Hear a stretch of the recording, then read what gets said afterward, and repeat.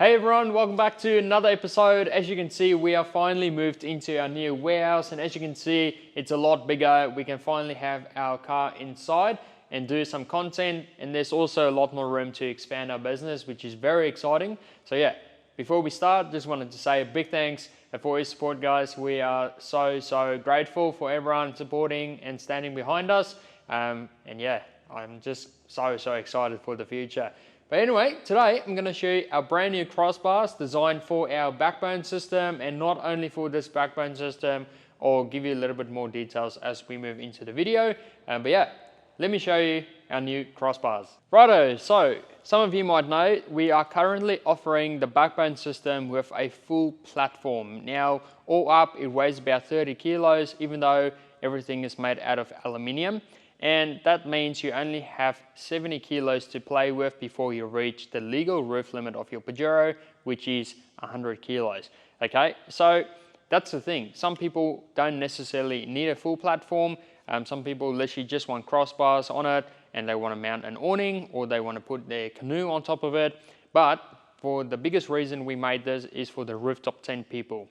So here's the solution, guys. This is our new crossbar. So it's made out of 4mm aluminium, and it's only 1.2 kilos per bar. So you need to run 4 of them if you're going to have a rooftop tent. So 4 on top of the roof, that's only 4.8 kilos, plus our aluminium backbone adds up to about 9 kilos. So that leaves you with 91 kilos to play with instead of 70. So that is pretty good, right? So you can easily run a 70 kilo rooftop tent plus a 20 kilo awning, and you're pretty much set to go.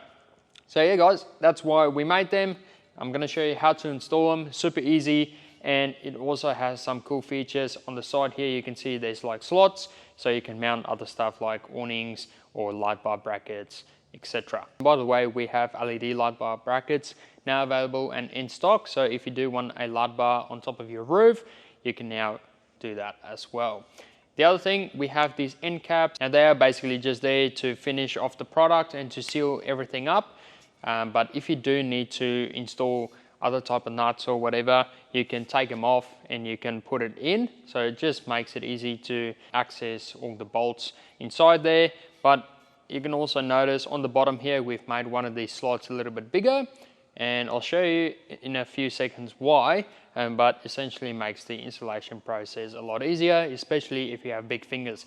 Now the other thing is load limits, okay? Now it's a bit hard with this bar because essentially it depends where you place the most of the weight, okay? So if the weight's in the middle, it will be at its weakest point, whereas if it's spread across the sides, it's gonna be tough. Now, luckily with most rooftop tent setups, the rails are on the sides, so that's gonna be all good.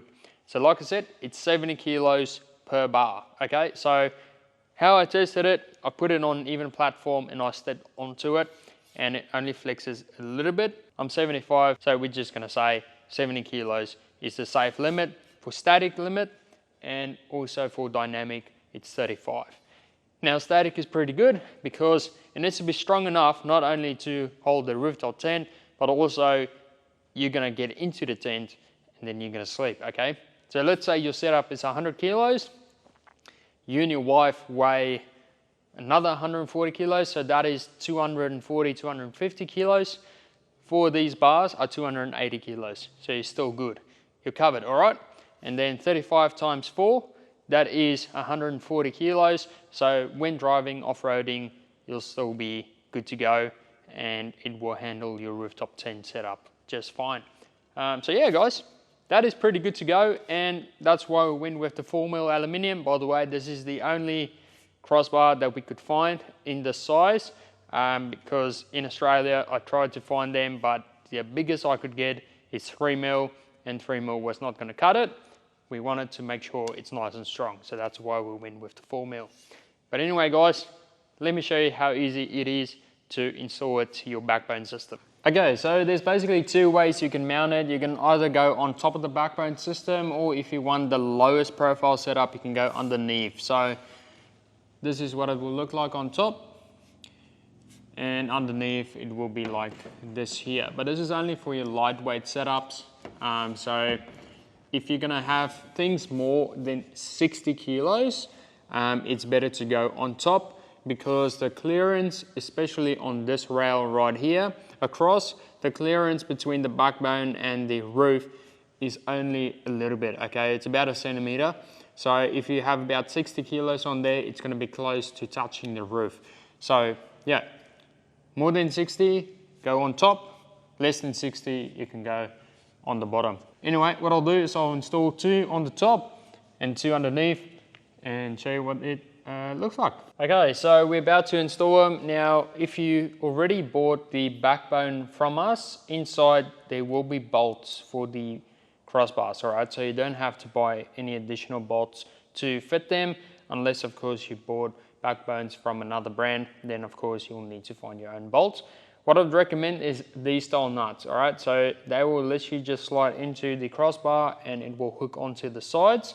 In that way, you literally just have to take the bolt and turn it so it locks, and then make it tight with a tool. So installation is a breeze, and you don't have to mess around with nuts and bolts and all that sort of jazz, because it will just lock in place. Now the size is a number 13 to make them nice and tight. But yeah, let's install. Alright, so I'm just showing you, if you're going to be mounting the crossbar on top of the bull bar, this is what it's going to look like, okay? So hopefully you can see, but I've got the black nut inside there, so just put it in from the bottom, and then you can also bolt it down from the bottom, okay? So as you can see, there's your bolt right there. So in that way, there's no bolts or anything exposed, and it's fitted to the backbone nice and easy. And also make sure the crossbar is in the center of this hole as well, so everything is nice and straight. But as you can see, that's how it's installed. If you need to, guys, you can move this rubber end cap a little bit backwards if you need more clearance, or you can also cut it out. It's up to you.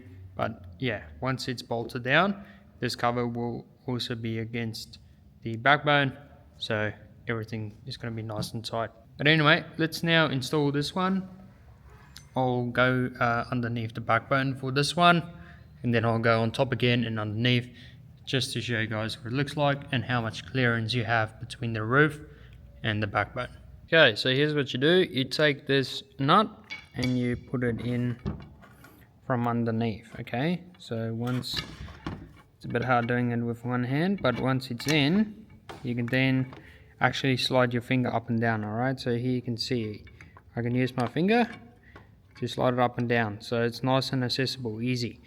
All right, and now I'm gonna pause the video and then just take the bolt and put it in from the top. And there you go. So once it has grip, you can literally just turn the bolt. So take your number 13, and then you can literally just go around in circles, and it's gonna tighten up nice and quickly. So there you go. That's literally all you gotta do on both sides. So yeah, that one's tight.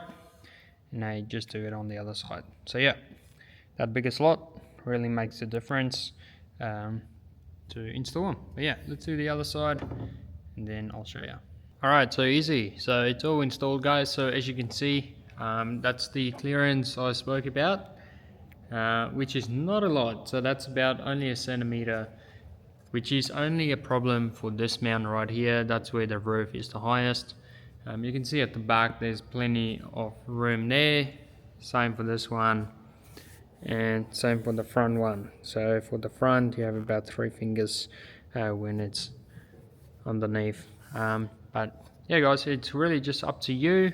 But yeah, keep in mind, if you do have a heavy setup, going up top will be the best to go for. But yeah, I like that there's no bolts exposed, and it really just depends on your setup. So if you're going to be running an awning, you can make use of these slots over here, or even if you go under, you can still use that. But as you can see, something to keep in mind, there's a bit of a lip here, so you'll just need to use an additional washer just to make sure the awning bracket is straight. Alright, so use washers there. Otherwise, if you go up top, you don't have to use any washers. But yeah, plenty of ways to play around with it, guys, so it really is just up to you how you want to work with it. And also you can use the bolts to go straight through, even through the mounts, if you do want to utilize the slot over here so that it's not useless. But yeah, guys, that's essentially what it looks like. Bottom giving you the lowest slimline look, but up top is the best for rooftop tents. And then you also have a bit more room underneath here, which is important because some rooftop tents, or probably most of them, uses 2 U-bolt brackets or bolts, I would say. So it goes either side like that, and then you have a bracket under here that basically grabs onto this crossbar, and you have 2 bolts to tighten it all up. So yeah, it really just depends on your setup. Some rooftop tents you can bolt them straight onto the slots, but the others will use the U-bolt system. So there you go, but that's what it looks like. Now the other good thing to know as well, from this end here all the way to the front is 183 centimeters. So you just got to make sure the rails are long enough of your rooftop tent. Most of them will be anyway, but just thought I'd let you know you have 183 centimeters to work with. You might also be wondering about wind noise. It is a very nice and slim profile, so we haven't experienced any wind noise ourselves, which is great. Not that it matters though, because if you're going to be running a rooftop tent, you're definitely going to get some wind noise. But yeah, as is like that, we haven't experienced any wind noise with all the bars on the bottom, but I expect it would be the same up top. But yeah, this is what it looks like on the low profile. So when it's underneath the backbone, guys, this is how I'm going to run it. As you can see, it's nice and low profile, and it's actually perfect for someone who works on the job and needs a ladder. So even if you just want to chuck a ladder on there, that will also work. By the way, here's a little bit of a sneak peek of our rear door tables coming soon. So yeah, just letting you know, guys, coming soon. This was a bit of a fun one, definitely a bit harder to get right than the Gen 4 tables, but anyway, it's good to go. But yeah, back to the crossbars. There you go, guys, that's what it looks like. Awesome, guys. Well, there you go. Thank you so much for tuning in, and if you have any other questions, make sure to drop it down below. But yeah, just want to say thank you so much for all the people that shared their thoughts with us in developing these crossbars. I reckon we've nailed it, and yeah, it's functionality wise, I reckon the best on the market. There's nothing quite like it that's going to be this slimline and strong, and that allows you to literally have over 90 kilos of capacity left to load stuff onto the roof. I reckon that's pretty good. And since it's aluminium, guys, it's never going to rust as well, which is great. So thanks so much, guys. We've got stock, so we've got backbones and crossbars ready to go. If you do want to see what it looks like with a rooftop tent on the car, make sure to jump onto our website. We've got a few photos there of customers that already run it. And thank you so much also for David and Liam for sending through those photos as well, because yeah, it looks great with a tent on top of the roof, and I love it. So yeah, I reckon you guys will love the setup, and yeah, like always, thank you.